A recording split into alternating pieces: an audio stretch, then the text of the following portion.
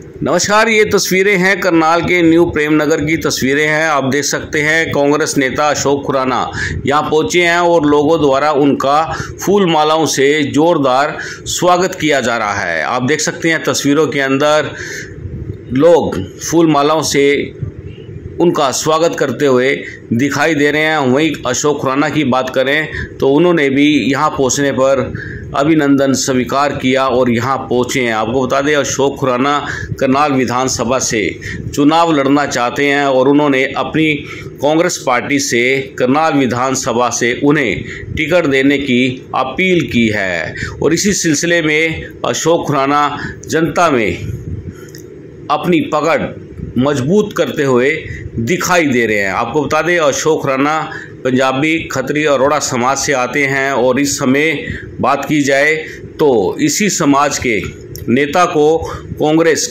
Ticket देना भी चाहती है, ऐसा सूत्रों का कहना है। और आप देख सकते हैं तस्वीरों के अंदर अशोक खुराना इस समय पहुंच चुके हैं न्यू प्रेमनगर के अंदर, जहां पर लोगों द्वारा फूल मालाएं डालकर उनका जोरदार स्वागत किया जा रहा है। दोस्तों, हम चाहेंगे आप इस खबर को ज़्यादा से ज़्यादा शेयर कर देना और आपको पूरी तस्वीरें दिखाएंगे और इस मौके पर सुनवाएंगे अशोक खुराना का क्या कहना है, ये भी आप जरूर देखिएगा। चलिए ले चलते हैं सीधा कार्यक्रम के अंदर। दो श्रेणी के लोग हैं जो आगे बढ़ते हैं। एक तो वो जो अपनी मेहनत से आगे बढ़ते हैं और एक वो जो दूसरे को गिरा के आगे बढ़ते हैं। तो एक शेर है, वो मेरी कोशिश होगी कि उसका भाव आप तक पहुंचे। वो खुराना जी पे बिल्कुल फिट बैठता है। हम खुराना जी के साथ जुड़े हुए हैं। पिछले हम छोटे छोटे थे तब खुराना जी हमारे पार्षद थे, सन 94 में पार्षद थे। कांग्रेस पार्टी के साथ जुड़े रहे, वो सारी डिटेल भी यही बताएंगे। जो लगातार हमारे साथ चल रहे बलदेव तुली जी, प्रवीण आर्य जी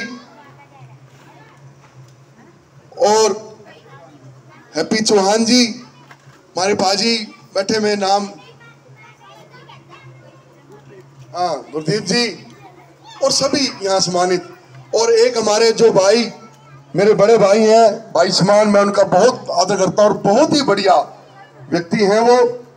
उनमें इतनी मतलब उनके मुंह में मिठास और इतना बढ़िया, वो इतने आदमी को एक समय में 500 1000 आदमी को हैंडल करते हैं। धर्मपाल कौशिक जी, उनके घर से उनकी पत्नी आई हुई मेरी भाभी हैं, तो उनका भी मैं बहुत बहुत आभारी हूँ। और सभी बहनों का, सभी भाइयों का। मैं से पहले हरीश आर जी ने सारी आपको विस्तार से सारी बात बता दी कि मौजूदा सरकार ने क्या किया और हमारी सरकार जो आएगी वो मैं बताऊंगा हम क्या करने जा रहे हैं। मेरा पहले तो आने का मकसद आपके बीच में है, मैं आपको बताना चाहूँगा पूरी तरह, क्योंकि कई बहनें हमारे, कई भाई मुझे हो सकता है पूरी तरह से परिचित ना जानते हो। मैं अशोक खुराना हूँ, बैंक कॉलोनी में रहता हूँ। मैं पिछले 34 साल से लगातार आज तक कांग्रेस पार्टी में काम कर रहा हूँ। 1994 में मैंने एमसी का चुनाव लड़ा था और मैं चुनाव जीता था। मैंने सभी भाइयों के बीच में रहकर जो भी कार्य होते हैं मैंने पूरे किए, हर किसी के दुख में सुख में शरीक हुआ।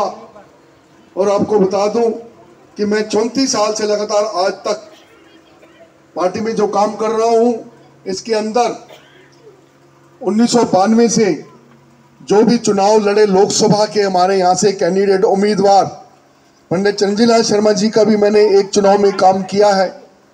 उसके बाद 3 बार अरविंद शर्मा जी चुनाव लड़े जब वो कांग्रेस में थे, पूरे लगन से, ईमानदारी से, निष्ठा से काम किया। उसके बाद उससे पहले भजन लाल जी लड़े थे 2 बारी चुनाव यहाँ से, तो उनके चुनाव में मैंने पूरी जीवन से काम किया। तब मैं एमसी हुआ करता था। अरविंद शर्मा जी के बाद कुलदीप शर्मा जी ने चुनाव लड़ा और दीपांशु बुद्धि राजा जी ने लड़ा। इसी तरह से जयप्रकाश गुप्ता जी जब विधायक थे, मंत्री थे, तब उनके चुनाव में मैंने पूरा काम किया। स्मिता सिंह जी ने 3 चुनाव लड़े, 2 करनाल से, 1 असंध से। त्रोचन सिंह हमारे भाई ने 2 चुनाव लड़े। मैंने लगातार मेहनत की, जिसने भी चुनाव लड़े सब जानते हैं इस बात का। और पूरी लगन से जो मुझे पार्टी ने काम दिया, चाहे वो रैली की बात थी, चाहे वो कोई प्रोग्राम की, धरने की, प्रदर्शन की, मैंने अपने भारी साथियों के, भारी भीड़ के साथ, अपने साथियों के साथ अपनी जिम्मेवारी को पूरा निभाया है। इस बार जो चुनाव अब आया है, तो इसके अंदर मैं पंजाबी अरोड़ा खत्री समुदाय से बिलोंग करता हूँ।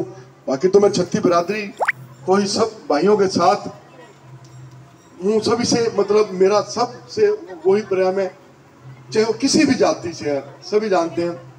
तो कहीं ना कहीं ऐसा है कि हमारी हाईकमान ये मन बना रही है कि करनाल से जो है पंजाबी उसको टिकट दी जाए, तो मैंने भी टिकट की अप्लाई की है। मेरी ईमानदारी देखते हैं, मेरे काम देखते हैं, मुझे पूरी उम्मीद है कि हमारी पार्टी मेरी जो एप्लीकेशन है उस पर उसको कंसीडर करेगी। तो मुझे अगर वो टिकट देगी, आप मुझे विधायक बनाएंगे, मैं तो आपको एक वादा करता हूं इस बात का कि मैं कार्यकर्ता के रूम में आपके बीच में काम करूंगा। जो आपकी दुख सुख की बात है, दुख सुख में शरीक होऊंगा, और जो काम की बात है, जिस भाई का बड़ा काम होगा या जो भी आपकी बात चंडीगढ़ पहुंचाऊंगा, और यहाँ बीच में रह के जो समस्या है उनको मैं हल करूंगा। मैं ये आपको पूर्ण विश्वास दिलाता हूँ, क्योंकि मैंने आज तक पार्टी के अंदर कार्यकर्ता के रूप में काम किया, मैंने नेतागिरी के रूप में काम नहीं किया। मेरा जो हाईकमान जो ऊपर हमारे हैं उसमें मुझे मन से दिल से वो बड़ा अच्छा प्यार करते हैं, समझते हैं। तो मेरा कहने का मतलब ये है, अगर मुझे टिकट किसी वजह से नहीं भी मिला तो कोई बात नहीं, अगला चुनाव फिर आएगा, मेयर का है 2-3 महीने के बाद। अगर मुझे ऐसा लगता है कि मुझे ना मिले, फिर भी ऐसा हो जाता है, जब तक नई चीज मिलती फाइनल नहीं होता तो कुछ भी हो सकता है। किसी भाई को मिलेगी, हमारे कांग्रेस के कैंडिडेट को, वो आपके बीच में आएंगे। आपने कांग्रेस को ही वोट देना है। जब आप कांग्रेस को वोट देंगे, कांग्रेस मजबूत होगी और भूपेंद्र सिंह हुड्डा जी फिर से मुख्यमंत्री बन के आपके बीच में आएंगे। भूपेंद्र सिंह हुड्डा जी का तो 10 साल का काम था, आपने देखा किस तरह लोग खुश थे। कर्मचारी, व्यापारी, किसान, छोटा उद्योगपति, बड़ा उद्योगपति सभी खुश थे। तो वो खुशी दोबारा से वापस आएगी। जो 10 साल अब बीते हैं, इसमें जो करनाल के लोगों को विधायक की कमी रही, अगर मैं विधायक बना तो वो कमी को दूर करूंगा, आपके बीच में हमेशा। मैं ज्यादा ना कहते हुए मैं एक बारी फिर जानिए परिवार जी का, आप सभी सबका बहुत बहुत धन्यवाद करता हूँ। बहुत बहुत धन्यवाद, शुक्रिया।